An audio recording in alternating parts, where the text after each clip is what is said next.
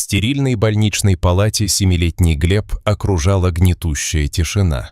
Он лежал на больничной койке, его бледное лицо прятало невысказанные слова, словно в нем таилась целая вселенная недоумения и надежды.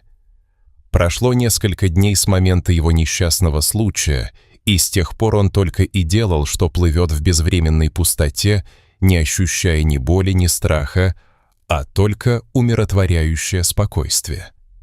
Вместо яркого света реальности его окружали размытые формы, мерцающие тени, отражающие его самые смелые и неопределенные мечты. Среди этого мрачного царства, где границы жизни и смерти теряли свою четкость, мечты о приключениях заполнили его сознание. Самое яркое из воспоминаний возникло в его воображении, когда он представлял свое любимое дерево, высокое, мощное и зеленое. Оно служило ему убежищем в детстве, местом, где он делился своими секретами с близкими друзьями, местом, где каждый его день начинался с улыбки и радости, и как будто сейчас ни словец, ни воспоминания о нем не могли ускользнуть из его разума. Глеб ощущал, как в нем борются темные навязчивые мысли. Он помнил, как радостный смех друзей окутывал его со всех сторон, как он весело лазил по его любимому дереву, стараясь забраться на самые высокие ветки, любовался видом с высоты. Но сейчас смех казался далеким и неземным, как будто отголоски его детства растворялись в мрачном пространстве, оставляя его один на один с пустотой. Каждый раз, когда вспоминались знакомые лица, они исчезали так же быстро, как и воспоминания. В этот момент к нему пришла мысль о матери. Он не мог четко разглядеть ее образ, но в его памяти отложился аромат ее духов и тепло, которое она излучала, когда обнимала его. Несмотря на то, что его окутывала тьма, светлые картины о ее любви и защите снова и снова появлялись в его сознании, словно тихий, неумолкающий шепот, зовущий его на свет. В этот момент между прошлым и настоящим Глеб потерял связь с реальностью, погружаясь в океан тишины, где все казалось таким непреложным и в то же время таким зыбким. К этому мгновению он встретил утешающее присутствие своей матери, Натальи. Она, казалось, являлась из мрачного хаоса, чтобы умолять его вернуться, чтобы он не оставлял ее. «Глеб, пожалуйста, вернись ко мне», звучала ее тихая и полное волнение речь. Но, к сожалению, ее образы таяли так же быстро, как и ее голос, оставляя его вновь среди теней и вопросов без ответов. Тишина возвращалась, и Глеб оказался занят своим внутренним миром, запертым в комнате, где его окружало только медицинское оборудование, которое без усталости работало, фиксируя каждый его вдох, каждую надежду. Он чувствовал себя изолированным от окружающего мира, словно оказался запертым в приюте среди незнакомцев. Все, что у него осталось, это воспоминание о его единственной связи со своей семьей, его тетя, Алла Александровна, которая ненадолго навещала его и также быстро растворялась в потоке повседневной жизни. Находясь в стерильной обстановке больницы, Алла Александровна столкнулась лицом к лицу со своей отчужденностью от Глеба, мальчика, который, как она считала, находился в коме после безрадостной жизни в детском доме.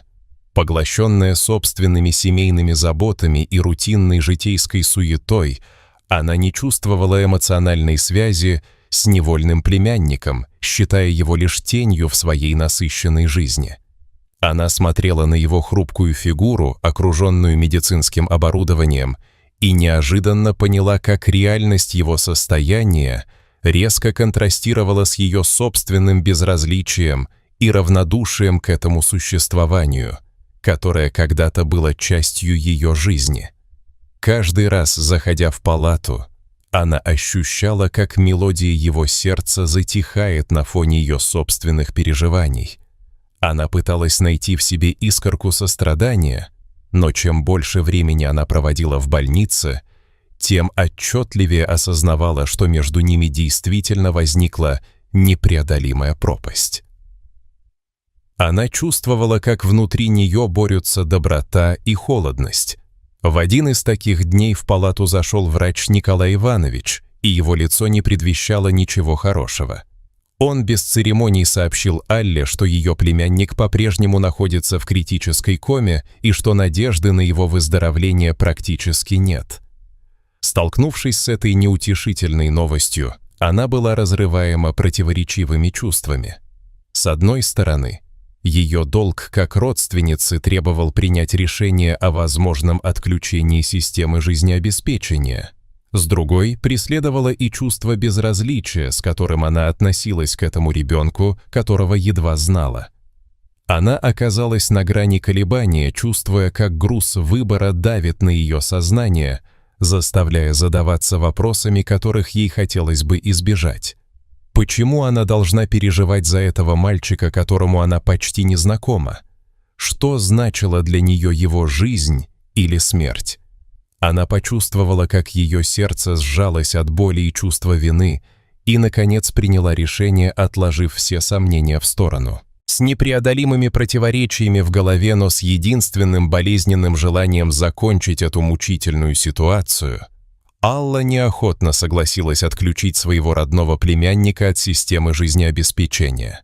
Она решила, что этот шаг станет актом милосердия для мальчика, который, по ее мнению, скорее был растением, чем человеком.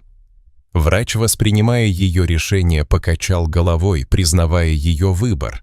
Однако, покидая палату, Алла ощутила холод, а атмосфера, опустившаяся на больницу после этого душераздирающего решения, преобразилась в нечто гнетущее. Она отошла от больницы, и ей казалось, что весь мир вокруг нее продолжал вертеться, не обращая на ее выбор ни малейшего внимания. В этот вечер ее охватывало чувство гибели, словно она забрала с собой что-то важное, что уже не вернуть никогда. Эти мысли терзали ее, заставляя вспомнить, как некогда она с радостью играла с Глебом, что-то объясняя ему, смеясь, поддерживая его в сложных ситуациях. Возможно, в той кроватке, где он сейчас лежал, в том, что казалось ей холодным, очень не хватает теплого восприятия, с которым она когда-то принимала его в своей жизни. Но жизнь, как оказалось, нередко способна удивлять. Всего через несколько дней после принятия ужасного решения у Глеба, находящегося в коме, неожиданно начали проявляться признаки жизни. Его сердцебиение стало более ритмичным, а дыхание – более ровным. В медпункте, где внимательно следили за его состоянием, постепенно осознали, что Глеб начал приходить в себя. Были мгновения, когда он ощущал присутствие своей матери, которая уговаривала его проснуться, и эти видения наполняли его маленькое сердце силой. Он не знал, что события, произошедшие с ним, затормозили этот процесс. Однажды уборщица, пришедшая в палату, оказалась его матерью, Натальей, которая вернулась в его жизнь в тот самый момент, когда он нуждался в ней больше всего. Волнение охватило ее, когда она увидела своего сына, и их воспоминания о совместных мгновениях всплыли на поверхность. Ее сердце трепетало от возможности заново встретиться с тем, кого она не могла забыть, но, к сожалению, тоже потеряла. Эмоции захлестнули ее, когда она поняла, что Глеб жив, и она может вернуть ему свою любовь и заботу. Она с ужасом вспомнила о том, как часто думала о нем, о том, что он был потерян, о том, как долго она искала его.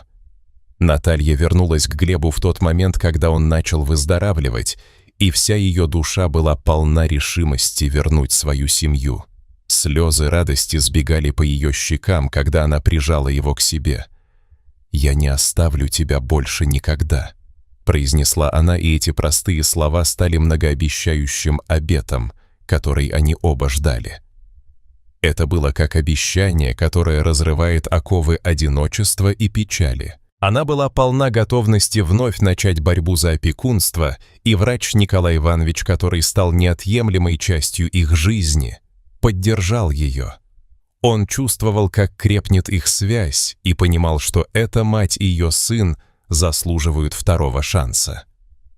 Каждый день проходил в ожидании, когда Глеб будет выздоравливать, а Наталья, полная надежды, размышляла о трудностях, с которыми они столкнулись, и выражала свою благодарность Николаю за поддержку и понимание. Николай, понимающий и заботливый, раскрывал свои внутренние переживания. Он начал делиться с Натальей своими чувствами, и между ними возникла искренность, прекрасная и трогательная.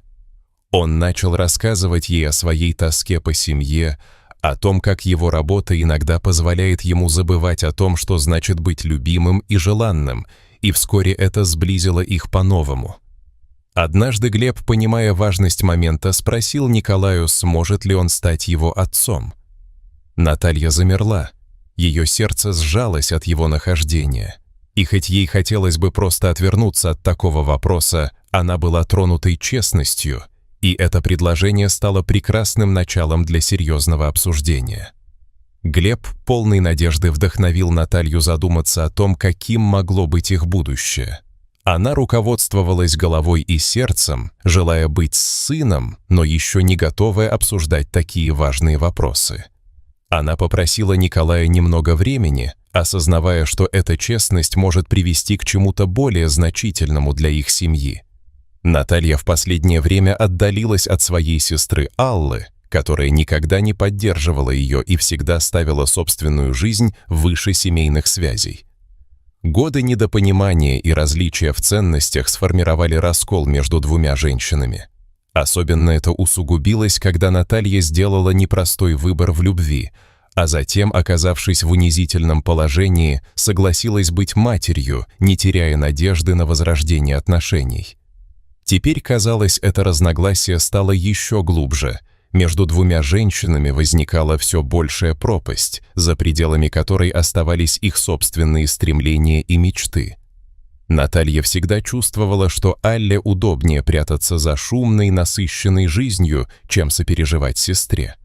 Эта эгоистичность терзала ее, как шип в сердце, и каждое взаимодействие становилось все более болезненным напоминанием о том, что именно произошло в их жизни. Было сложно вернуться домой, но Наталья сделала это, несмотря на боль.